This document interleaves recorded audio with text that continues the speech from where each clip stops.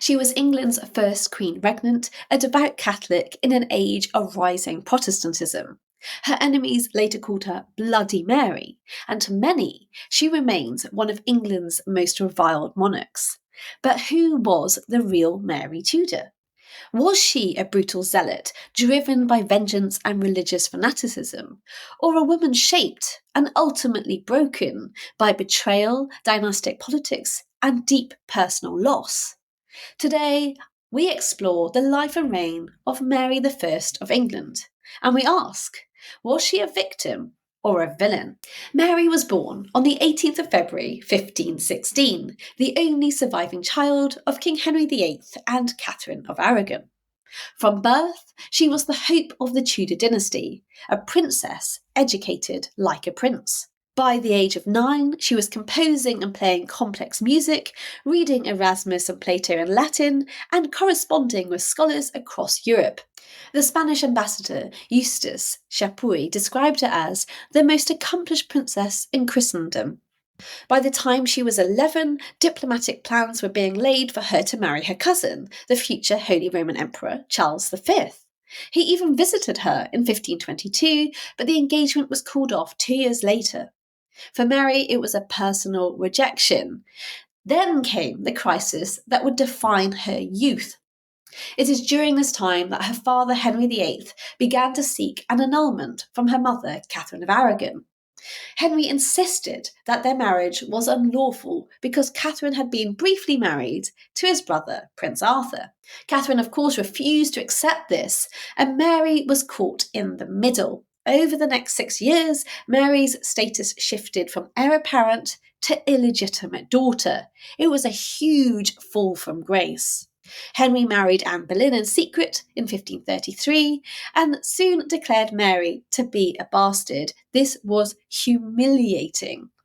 Mary, just 17 years old, was stripped of her title of Princess of Wales. Her household was disbanded, and she was forced to serve as a lady-in-waiting to Anne's infant daughter, Elizabeth. This was a calculated humiliation.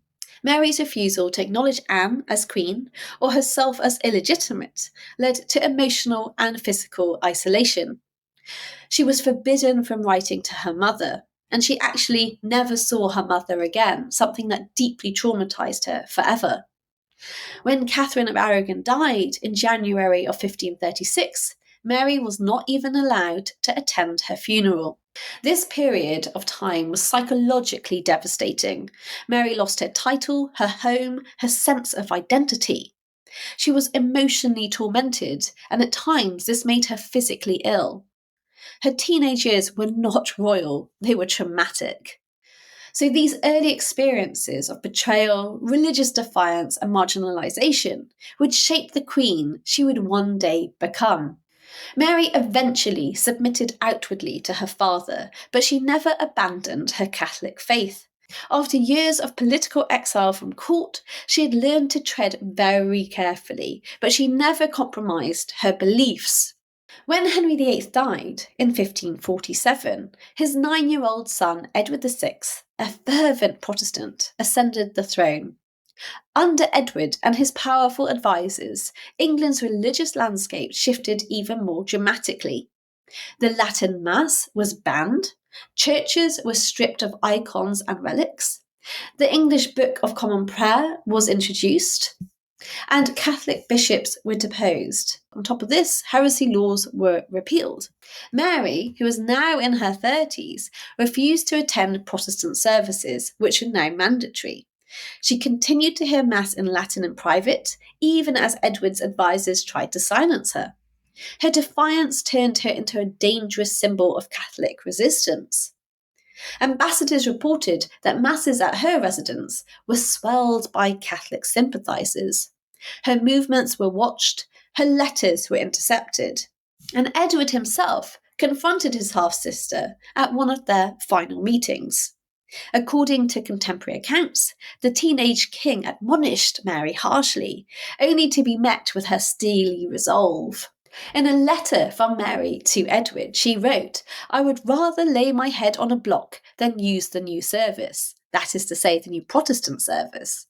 But by 1553, Edward's health had deteriorated quite significantly. Aware that Mary, who was next in line to the throne, would reverse the Reformation, Edward and his advisor, John Dudley, the Duke of Northumberland, sought to exclude her and their Protestant half-sister Elizabeth from the line of succession. Their plan was to replace them both with Lady Jane Grey, their Protestant cousin. But Mary was no passive princess. She had learned the art of political survival, and she was ready to fight for her throne. As soon as Mary heard that her brother was dying, she fled to East Anglia, to Framlingham Castle. There she rallied supporters, both Catholic and Protestant, proclaiming her rightful claim to the throne. Many people believed that Mary was the true successor. This was what Henry VIII had wanted and what people felt was right. And so, on the 19th of July, 1553, after just 9 days, Lady Jane Grey was deposed of her queenship. Mary entered London in triumph to cries of "God save the Queen!" She was the first woman to be crowned queen in her own right in England. This was a significant milestone for Mary. She never thought she'd become queen, and yet here she was. Her coronation was conducted by Stephen Gardiner, a Catholic bishop restored to favour, and the Mass was sung in Latin. And the people did rejoice. They were happy that Henry VIII's daughter was on the throne, a Tudor, and they thought that if she married, everything would be okay. Mary wasted absolutely no time in reversing the Protestant reforms of her brother. The Latin Mass was returned, papal authority was reinstated, and England was once again part of Catholic Christendom. But this came at a cost. In 1555, Parliament restored the heresy laws, and with them came executions. These laws basically forced you to become a Catholic, and so if you were a Protestant and didn't believe in Catholicism, you had a problem. And so, over the next 5 years, nearly 300 Protestants, including men, women, and young teenage girls, were burned at the stake for refusing to renounce their faith. Many were ordinary people, farmers, craftsmen, and preachers. Others were prominent Protestant thinkers like Bishop Hugh Latimer, Nicholas Ridley, and Archbishop Thomas Cranmer. Before his death, Hugh Latimer said, "We shall this day light such a candle by God's grace in England as I trust shall never be put out."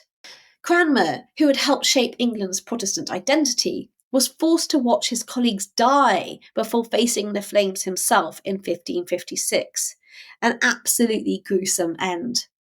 The public were horrified. Burnings took place in marketplaces, often in full view of the townspeople. Accounts from the time describe the horror of mothers weeping, children being traumatized and crying, and smoke choking the air as martyrs sang psalms in the flames. But Mary really believed that this was necessary. She thought she was saving their souls. But the violence of her persecutions deeply tarnished her reputation, both in her lifetime and for centuries afterwards. The nickname Bloody Mary didn't actually emerge until after her death. It was popularised by John Foxe's Book of Martyrs. This was a Protestant work that cemented her legacy as a tyrant. But was this label fair, or was it simply political propaganda? In comparison to her father, she was actually far less brutal. In fact, estimates suggest that Henry VIII executed around 70,000 people during his reign.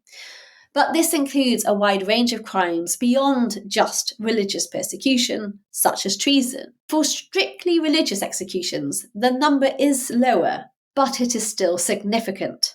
And Elizabeth I was actually no angel either. It is estimated that she executed around 100 to 200 people for religious reasons. So, if we compare Mary to her family, was she really the worst? Perhaps it would be fairer to call them the bloody Tudors. Right, returning to Mary in 1554, this is the year that she married Philip of Spain, son of the powerful Charles V, Holy Roman Emperor. She had long wanted to marry and she'd long wanted to have children, so finally in her 30s, her wish had come true.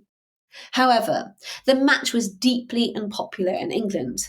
Many feared that the country would become a pawn of Spanish interests, or worse, absorbed in the Habsburg Empire. Riots broke out. Sir Thomas Wyatt led a rebellion in protest.